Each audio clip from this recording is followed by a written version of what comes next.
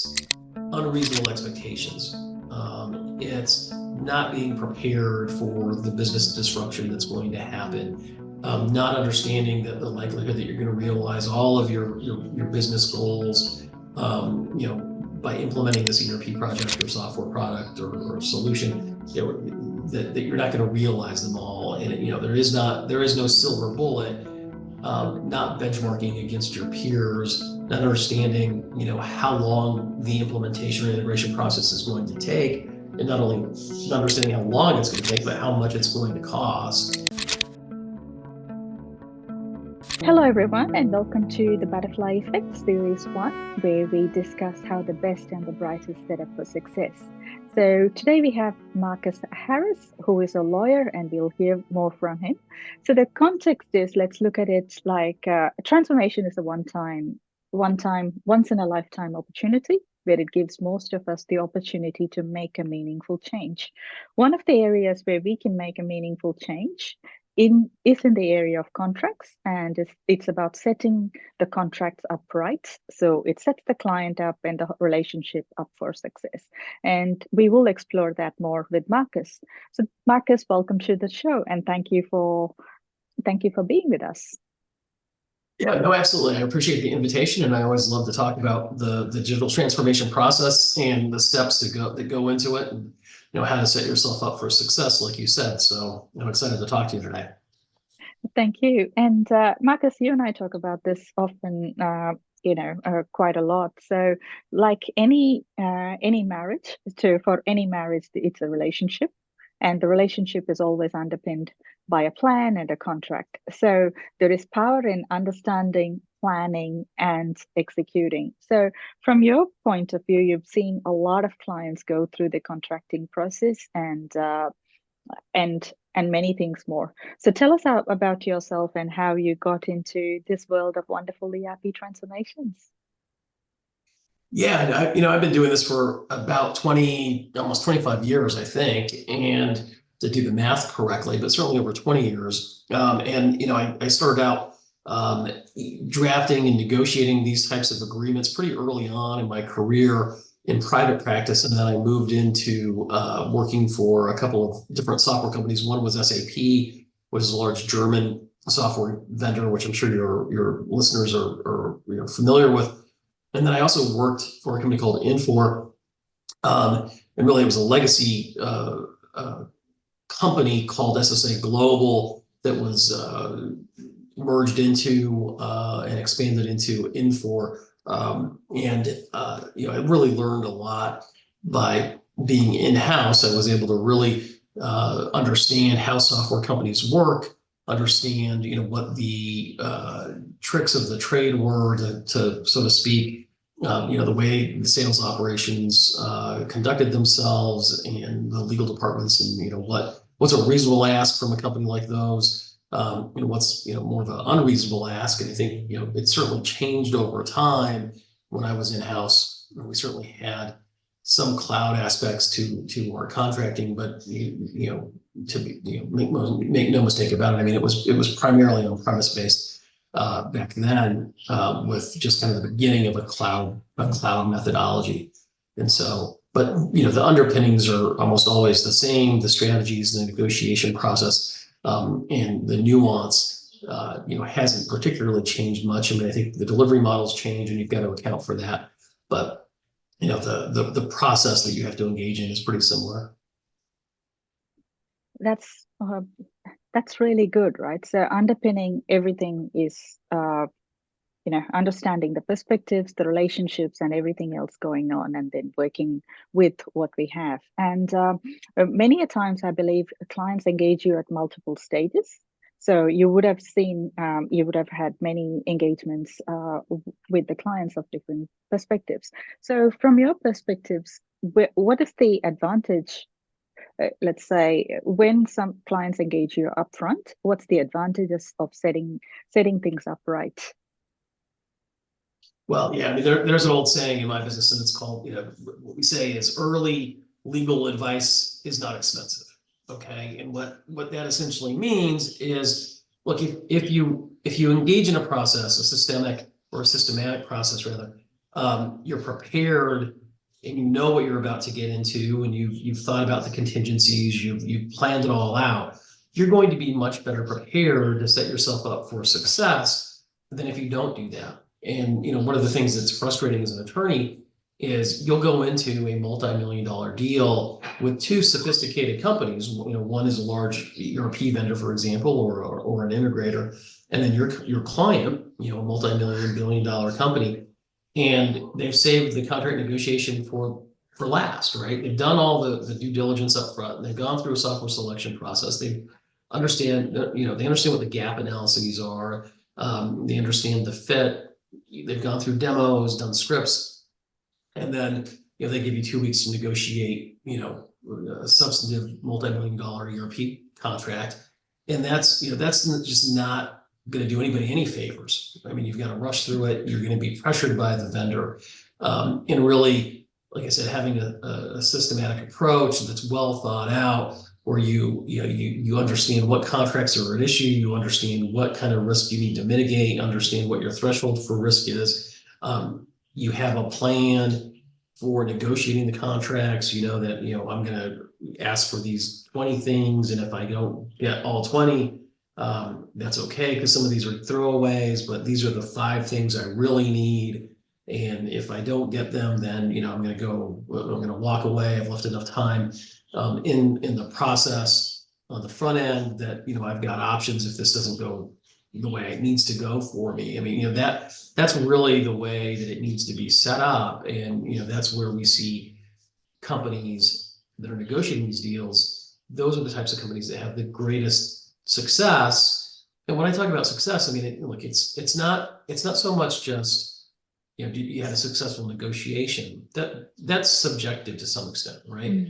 But the goal for this is have a plan. You want to use the contract negotiation process as a means for putting in place a document that is going to manage your relationship with that vendor for the life cycle or the duration of your use of those particular products, so that 10, 12 years down the line, if something goes really sideways, okay, well, what are my obligations? What do I have to do when this happens? How did we get here? More importantly, what's the vendor going to do? And what kind of, resolution can I expect? So all of that needs to be laid out in a properly negotiated contract. And if you've had the foresight, you've thought expansively, you've considered contingencies and possibilities, and you plan for them in those contractual documents, you're going to set yourself up for success. And the likelihood that you're going to, experience some sort of ERP implementation or digital transformation failure is minimized, because you've actually, done it on the front end, right? You spent more money up front on the legal fees, but now you've got a process and you understand what's going to happen when things do go sideways, because they always do to some extent, right? But you're not the company that ends up in a multi-million-dollar piece of litigation that is, taking the time and the energy away from your core business to attend depositions, trials, whatever it is. And so, a little bit of preparation or a little bit of planning is what's going to get you there. And that's a good point, right? So, being someone who used to be a former wedding planner, I can relate it to the prenup. That is the importance of prenup. So many people get into a relationship without that, but that's okay. That comes with its own risks, own challenges, and many things else. So there is power, as you said, there is power in setting things up right up front. So it gives the client or the in this case the organization going through the digital transformation, the information and the power to work things through, or at least knowing what's going to happen next, or the plan in place in case things don't go well. So you would have also had experiences where clients engage to, let's say, in the middle when there is a challenge, and also at the end when things did not go well in the favor. So either way, litigation, as we normally say, we talked about last time, it's a means to an end. So you've helped clients of various types. So from your experience, what are the things that you have seen happen in those two scenarios, there is something that goes in the middle and something that goes in the end. And our take on it, or our advice to the clients on that. Yeah. Yeah, well, that's an interesting question, and I think really this comes up in two scenarios. When you're, yeah, let me talk about the beginning, which I kind of think we just did in some ways, but having a methodical, well thought out plan to put these documents in place that sets you up for success is key. I mean, if you want to use the wedding planner analogy, I think, and it's a good one to use for this because it's very similar in some ways. You've got all the contingencies associated with getting the wedding done, right? All these things that have to happen and you have to think about. And if something doesn't go the way it's supposed to the day of the wedding, you have to be, nimble on your feet to figure out how to resolve that problem so that everything goes off as well as it can without, interruption or minimal disruption, right? So that's one aspect of it, okay? And the documents have to be able to accommodate that and have the flexibility to do that. That to me is kind of the beginning. And then in the middle is where everything is going off the rails, right? You don't have the ideal prenup in place. You didn't put the effort into thinking about what would happen if it didn't work out. And now you've got a substantive problem, and really where we see this happen is, it's unreasonable expectations. It's not being prepared for the business disruption that's going to happen, not understanding that the likelihood that you're going to realize all of your business goals, by implementing this ERP project or software product or solution, that you're not going to realize them all, and there is no silver bullet. Not benchmarking against your peers, not understanding how long the implementation or integration process is going to take, and not only understanding how long it's going to take, but how much it's going to cost. Not taking what the software vendors say with a grain of salt. They're very much salespeople, and they're very good at what they do. And they're going to do a few things. One, they're going to sell you what I call the sizzle and not the steak. They're going to show you the latest and greatest and how great their products are. They're going to show you the AI integration, for example, and all these bells and whistles.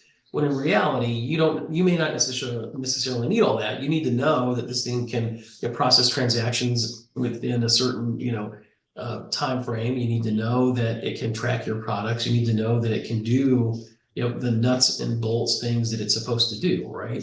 You can't get swayed by all the flash and the magic that's going to be shown to you. And so, I think not taking things with a grain of salt, having an understanding of what you're getting into, benchmarking it against other people, and having a realistic expectation as to how the implementation process and the integration process is going to go is a really key element of the whole thing, right? And setting up your contracts to account for that. Putting in a process, a change order process, deliverables, milestones, all those types of things. That's really kind of in the middle, from my perspective, and putting in the processes to manage, the integration of the software solutions into your business in a way that's going to make sense. And then, for the end, I mean, it's really, how do you resolve a dispute? Okay.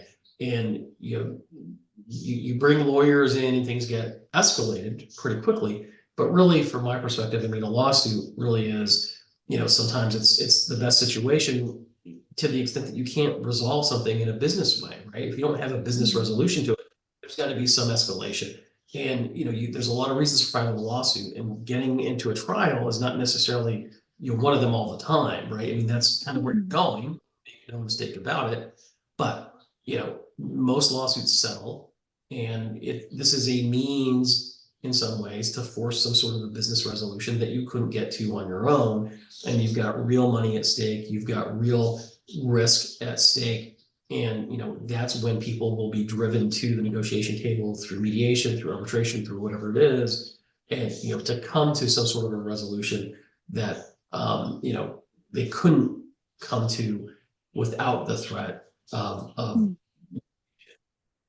judges and trials and that kind of thing. And so, from my perspective, sometimes it can be a positive, if it can get you a resolution to the problem. Certainly, I think nobody wants to end up in litigation, and the risk, litigation is uncertain and it's incredibly expensive. So you don't want to have to get there, but sometimes if you've got sophisticated counsel, you can use that process to leverage, Yeah. you know. Absolutely, and you bring a good point, and this is complimentary for the viewers who are listening to us. There is a complimentary episode with Ashley Salzman, so where we talk about managing escalations, or being prepared for what to do when things go wrong, having the right plan. So that'll be a good one to complement this as well. So Marcus and I, when we talk about it, we always talk, as Marcus said, it is lawsuit is the last resort.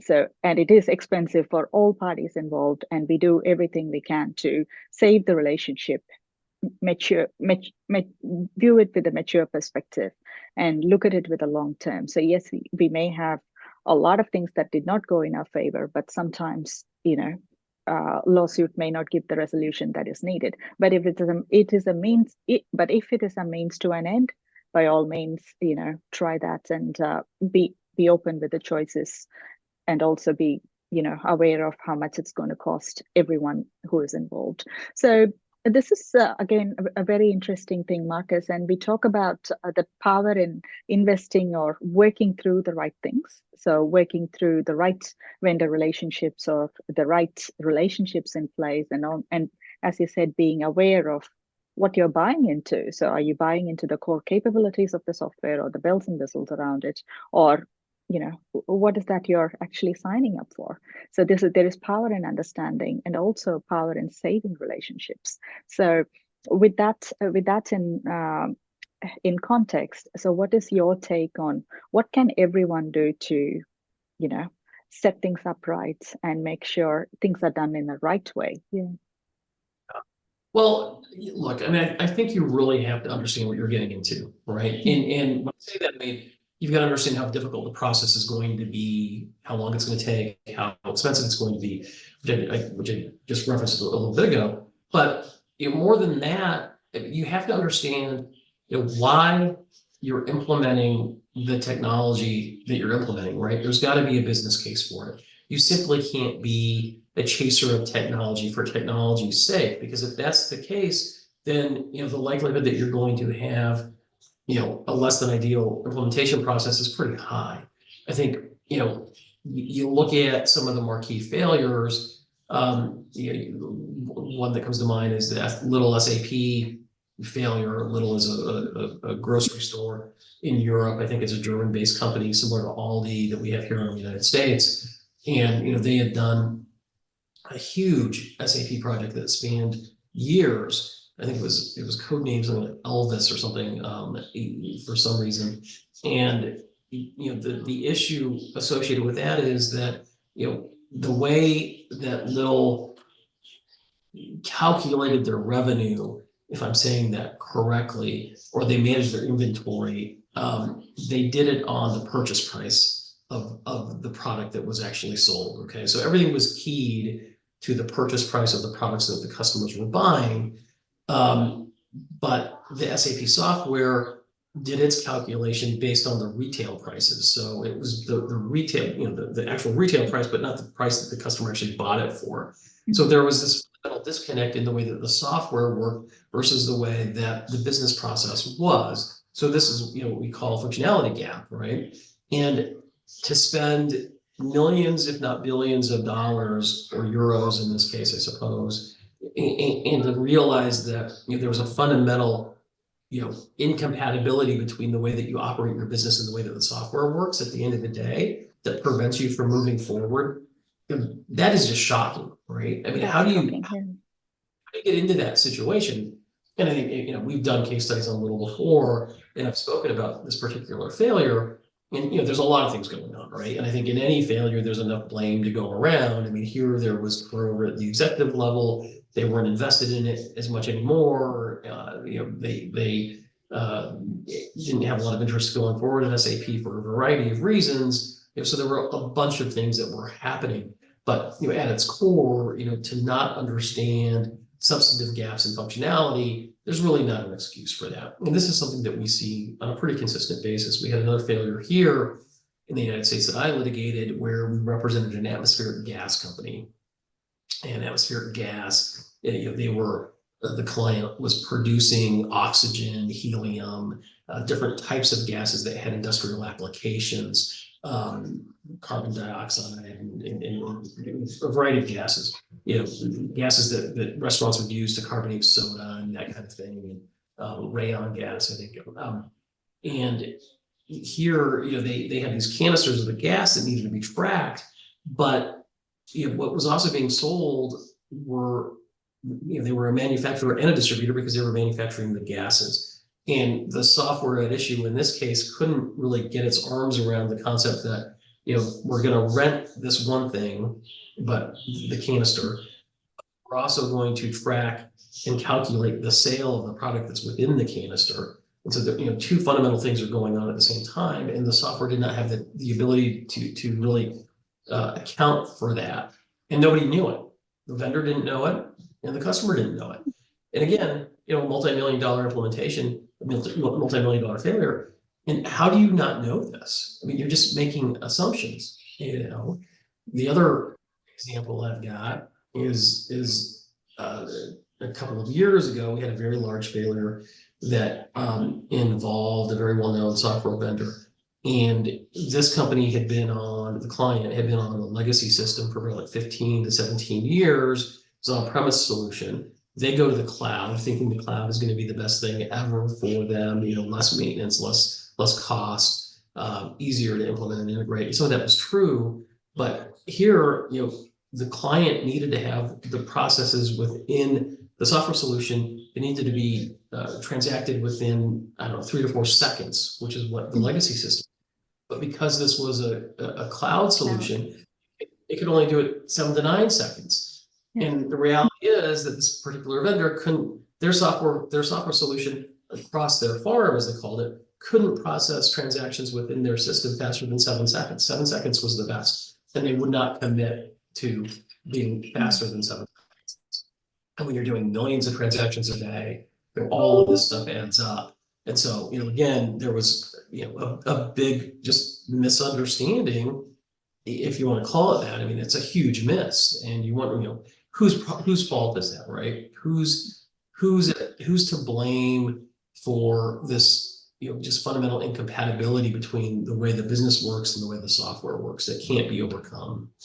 So, I mean, those are some of the things on the front end, I think, that, that will happen that you need to mitigate against. You have to understand your business processes, understand the gaps in functionality. And then I think what's important as well is when, things really, become a train wreck, so to speak, you've got to really think about what are you going to do from a relationship standpoint? Okay.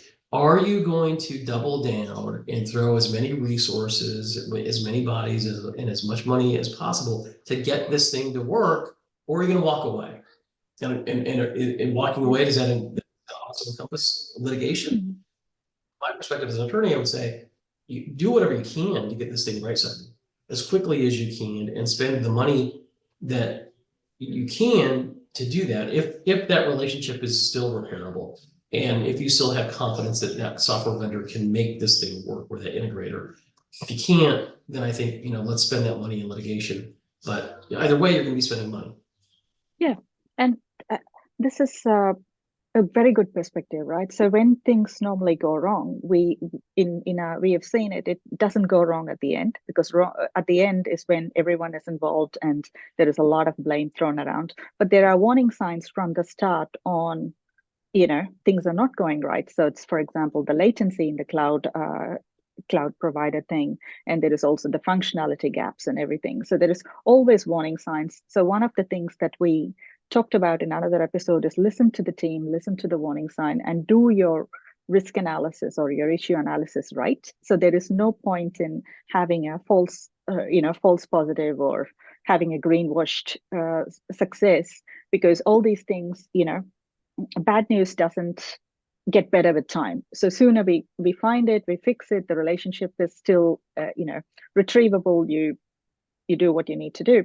So either way, everything is hard. So working on a solution and working on it to make it work is effort. And the other one is also effort. So choose your hard kind of thing. So yeah. So I think it's, it's we all do hard things. It's just what, yeah, hard do you want, right? yeah, And what's the end result? Because I think the challenge with litigation and going the legal route is, or even just walking away. And if you look at the little situation, I mean, they had they were already on this legacy system. I can't remember off the top of my head how old their legacy system was, but let's just say 10, 15 years. They spend, I think it was 5 to 7 years trying to integrate the SAP system. And now they walk away and they go back to their old system. I mean, that system is now, 7 years older than it was when they started. That's not a good resolution for them, yeah, right? I mean, alternatively, you say, okay, well, I'm on this software system. It's chugging along barely. It's providing me with minimal functionality. My business is nowhere near where it should be if the software did what they said it was going to do, or whatever the claim is, right? But I'm going to go ahead and sue now. And so now yeah, you've got a situation, you've got to have maintenance and support from a company that you're suing. You got to go back to them and say, well, I've got a problem with your software, but at the same time, I'm going to, take you to the cleaners because, or take you to the mat in litigation, and you're spending, 50, 60, $70,000 a month. How incentive are they going to be to help you, right? I mean, you can look at this from a holistic standpoint. Like you said, it's all hard, right? It's just, what version of hard do you want? And, I think, what do you want to have happen? You want a software system that works. And, if you're in it, you got to think about how to get out of it so that you get the software system that works. And I think you're right. I mean, every step of the way, you've got to be issue spotting. You've got to identify the problems. You've got to identify a risk, because little problems are easy to solve, right? It's when you start ignoring them that it becomes this huge morass that you're involved in. And then now you don't have as many options as you might have otherwise had. But I will tell you too, from a litigation standpoint, that is not always the client's fault or the customer's fault, because what we will see is where integrators and software vendors will actually hide the ball. So you'll get these project yeah, status updates on the basis. Everything's green, green, green until it's blazing red. And you think, well, how did that happen? Well, because they didn't tell you what was going on.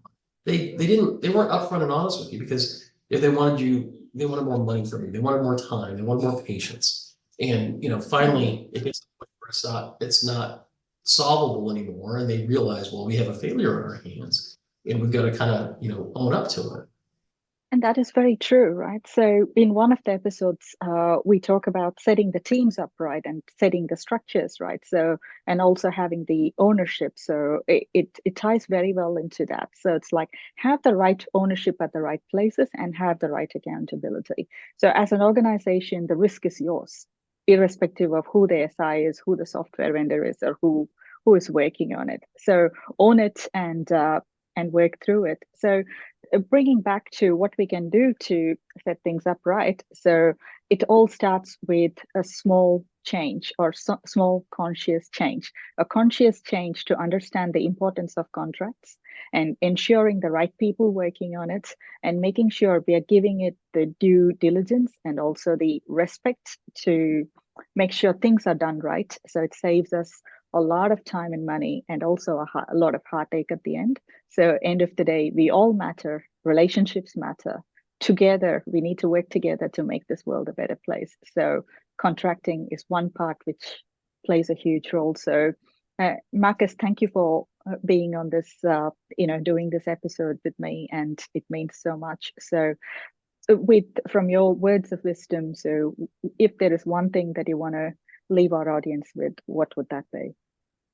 Well, it's really to kind of piggyback on what you just said. And it really is, look, there is a process at the front end of this that is designed to set expectations and to provide a pathway through your relationship challenges, failures. And that's really the contract negotiation process. I mean, what other opportunity are you going to have where you can tell the other side, here are all my expectations? And they say, well, we didn't understand that. I mean, this is where you come to the table and you say, this is what we want you to do. This is what we expect. And they say, well, we can't do that. Here's what we expect. And then you kind of figure it out and work it out. I mean, you've got a process that is designed to provide you with a roadmap to success in some ways, right? I mean, I think, certainly the vendor is not incented to really, get you there necessarily. I mean, they just want to, here's our standard terms and conditions, but you have to push back and use this opportunity and make it work for you to manage, like I said, not only the technology, the implementation, the integration, but the people that are involved, because ultimately